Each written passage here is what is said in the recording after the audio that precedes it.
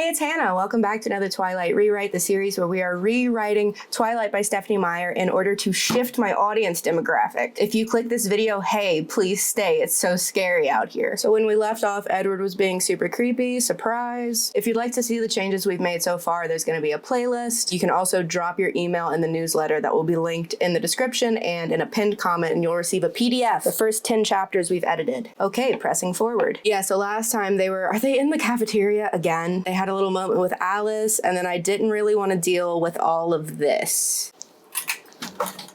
There's a chip in my ceiling fan blade now because I lifted my camera out of the corner, and this is how small my office is. I'm 5'2" and touching the ceiling. Lifted it out and it was on the tripod because it stays on the tripod, and it wedged some ceiling fan bits into the camera, like into the case where that, anyway, I posted it on my Instagram story. If you missed it, go follow me on Instagram. If you want to, I don't give a shit. But I am on Instagram and Twitter and Twitch, and is that all I do? Patreon. And through the Patreon, you get access to our Discord, so go ahead, join us. For you, it is a challenge, his jaw hardened. Promise. I promise to try to be safe, I recited. I'll do the laundry tonight. That ought to be fraught with peril. Don't fall in, he mocked. Oh, she says, I'll do my best. He stood then, and I rose too. I'll see you tomorrow, I sighed. It seems like a long time to you, doesn't it? He mused. I nodded glumly. I'll be there in the morning, he promised, smiling his crooked smile. He reached across the table to touch my face, lightly brushing along my cheekbone again, then turned and walked away. Okay, so Bella's scared of him, if you recall, because he is evil, and she knows, and Lauren needs to be watching, obviously. Hold on, let's go back to the beginning of it. Did I edit this part? Why does this look shitty? There's an extra space. Okay, no, yeah, I wrote this. That's why it looks shitty.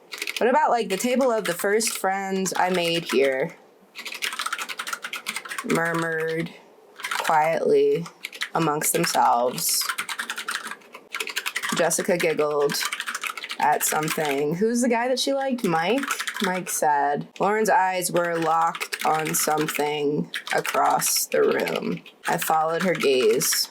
She was watching me and Edward in the reflection. Okay, someone help me. In school cafeterias, would there be like a glass separating the lunch people from the students? Would that be absurd? Someone tell me what's reflective in a school cafeteria of the something reflective. And we'll come back to that. Wait, let me highlight it so we don't lose it. Chicka-chicka. Okay, we'll come back. If you want to help me edit this after I don't remember what chapter we're on, but every 5 chapters we do a compilation edit live on Twitch so that you guys can give me input. Twitch.tv/HannahLeeKidder. Come on over. And then, see you tomorrow.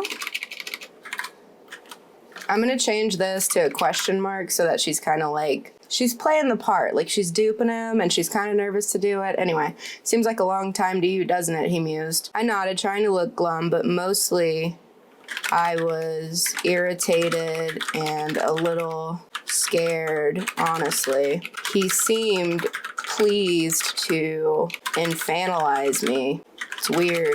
Did I spell infantilize wrong? I sure did. Dude, A's and I's for me.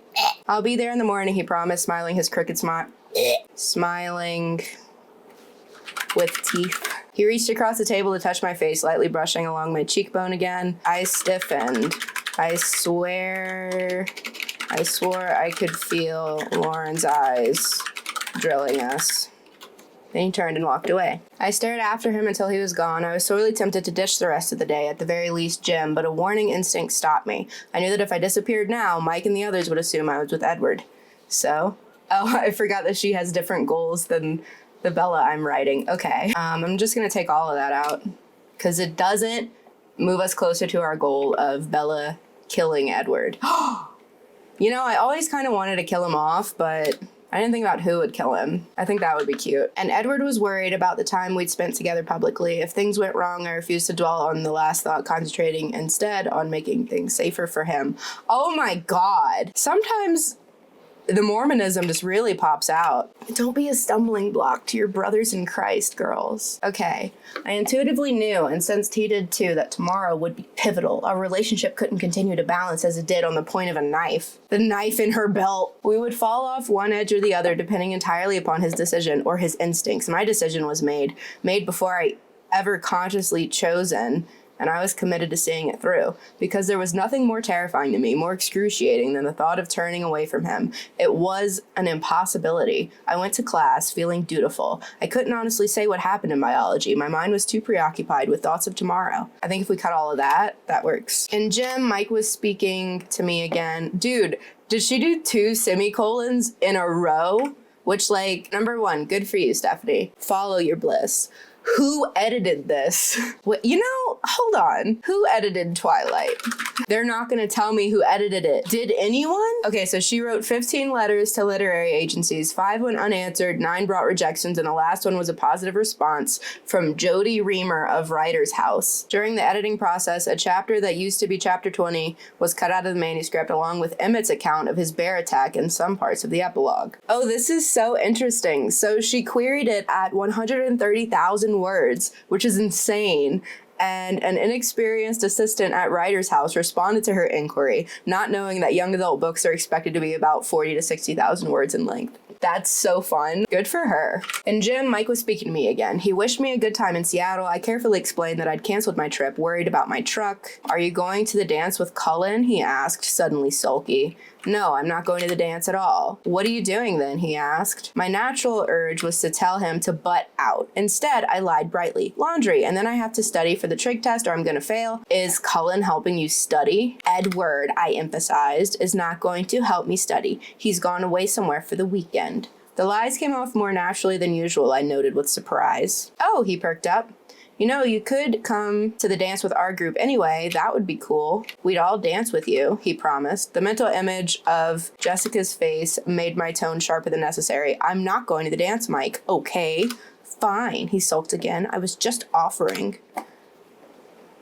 This is so tedious. When the school day had finally ended, I walked to the parking lot without enthusiasm. I did not especially want to walk home, but I couldn't see how he would have retrieved my truck. Then again, I was starting to believe that nothing was impossible for him. The latter instinct proved correct. My truck sat in the same space he'd parked his Volvo this morning. I shook my head, incredulous, as I opened the unlocked door and saw the key in the ignition. There was a piece of white paper folded on my seat. I got in and closed the door before I unfolded it. 2 words were written in his elegant script. Be safe, be good. I think that this is super creepy and we should play it off as such. I don't care about Mike. I might cut Mike's throat. In gym, Mike was speaking to me again. He wished me a good time in Seattle. I carefully explained that I'd canceled my trip, worried about my truck. Are you going to the dance with Colin? He asked. No, I'm not going to the dance at all, responded, my eyes on Lauren across the gym. What are you doing then? Mike asked, too interested. Okay, that lie is fine. Is Colin helping you study? I think I'll just have her say, no. Oh, he perked up. You know, that would be... No, I really need to study. I tried to make this face. Wait, why can't authors do that? That's showing, not telling. I tried to sound apologetic.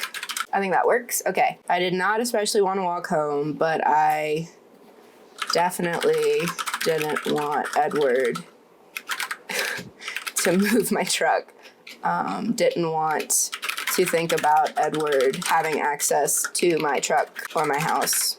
My stomach turned when I stepped onto the parking lot and saw my truck sitting into the parking lot. Is that what they want? Sure. He'd parked his Volvo this morning. I shook my head as I opened the unlocked door and saw my key in the ignition. I was almost scared to climb in. Be safe. Okay. The sound of the truck roaring to life frightened me. I laughed at myself. When I got home, roaring to life made me jump. My whole body was tense. When I got home, the handle of the door was locked, the deadbolt unlocked, just as I'd left it this morning. Inside, I went straight to the laundry room.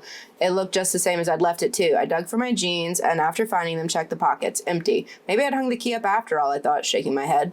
Following the same instinct that had prompted me to lie to Mike, I called Jessica on the pretense of wishing her luck at the dance. When she offered the same wish for my day with Edward, I told her about the cancellation. She was more disappointed than really necessary for a third-party observer to be. I said goodbye quickly after that. Charlie was absent-minded at dinner, worried over something at work, I guessed, or maybe a basketball game, or maybe he was just really enjoying the lasagna. It was hard to tell with Charlie.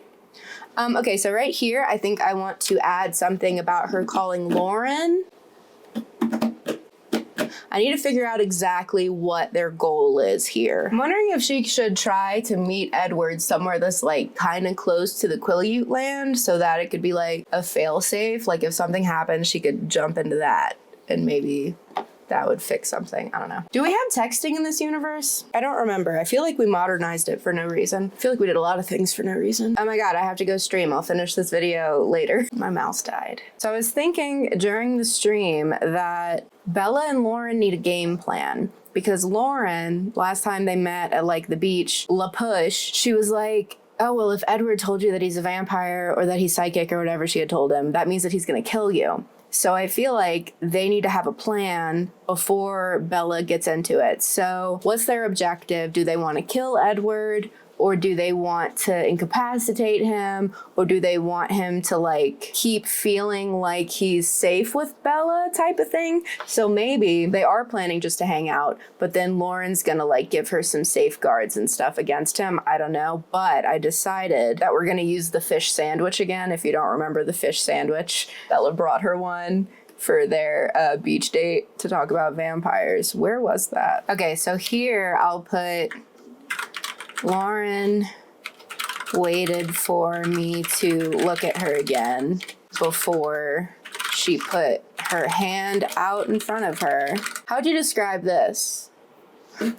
And wiggled it in a little wave with her fingers together and her thumb facing up.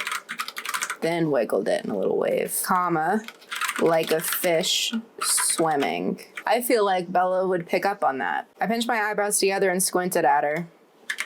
She rolled her eyes and pretended to take a bite of an imaginary burger. Oh, fish sandwich.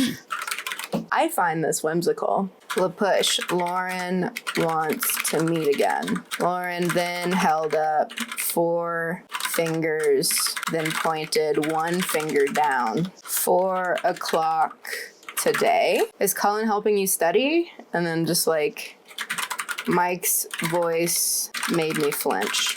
Okay, cool. So now she's gonna go meet up with Lauren again. Date number 2. What should they talk about? Maybe she'll bring her something. Oh my god, one of my spiders is hunting. Get it, girl? I didn't know spiders stalked. I thought they all made webs and caught stuff. That's a girl boss.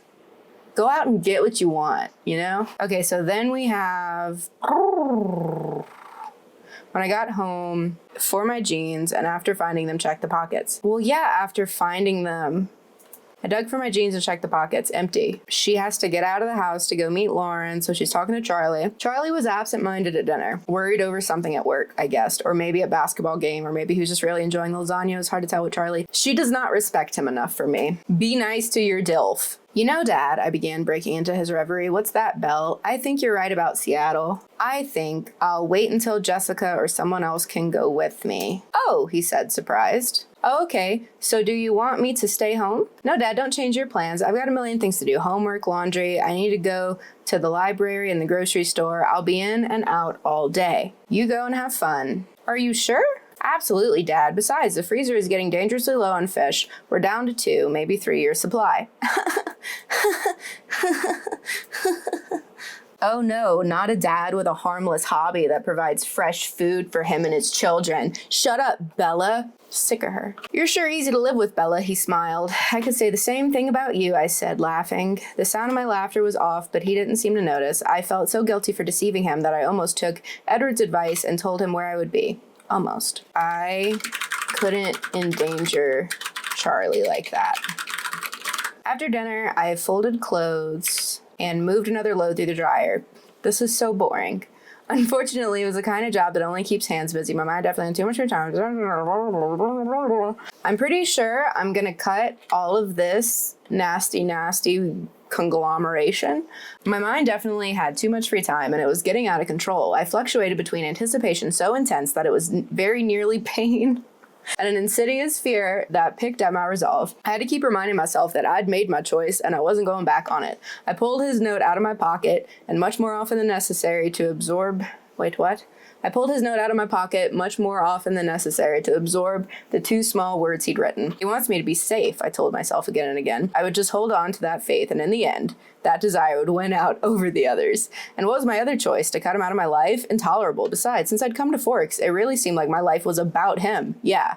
So you see the problem too. But a tiny voice in the back of my mind worried, wondering if it would hurt very much if it ended badly. I was relieved when it was late enough to be acceptable for bedtime. Okay, well, yeah, I'm gonna be cutting all of that. And then she's gonna go back to La Push. So Lauren had given her that little satchel for safety. I think I might move that to here. I think I'm gonna put a note here to move that later if we want to. Have Lauren give her the, was it a necklace? Give her the necklace here instead. Got to drop a couple of things off to Jessica this afternoon.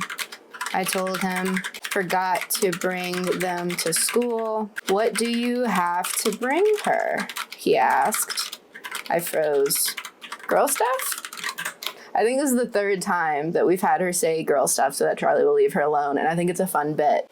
Charlie's face grew serious, and he nodded. Okay, be safe. I kissed the top of his head as I passed by, grabbing my jacket off the hook and locking the doorknob behind me. My truck clock read 3. How long did it take them to drive to La Push? I don't remember. My truck clock read 3:37, so I sped a little on the way to La Push.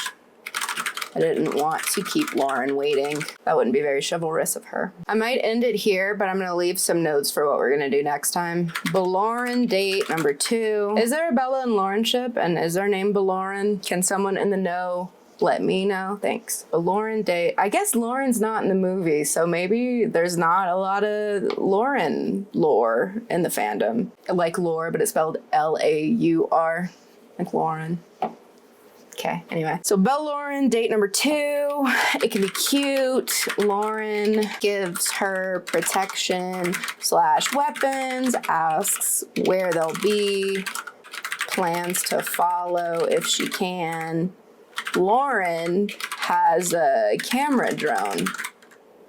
Sounds good to me. Man, we used to get through a chapter every video. I'm really slowing down. It's all the Lauren shit I keep adding. It's my own fault, but I'm having a good time. I keep getting questions about like, am I gonna finish this? Yes, we're finishing this book. I don't know if we'll do the whole series, but we're definitely gonna finish this book. And then when I'm done with it, I'm gonna go back and like edit it real good and then send y'all the whole PDF. Someone else asked if I could publish it and sell it. And I was like, no, but I wouldn't be the first one to try to make money off of Twilight fanfiction, would I? Anyway, if you feel like I should be paid for my Twilight fanfiction, subscribe to my Patreon. $2 a month. You get in a Discord, you get an extra video every month, and you get little cyber forehead kisses from me. Like that. Anyway, see you next time.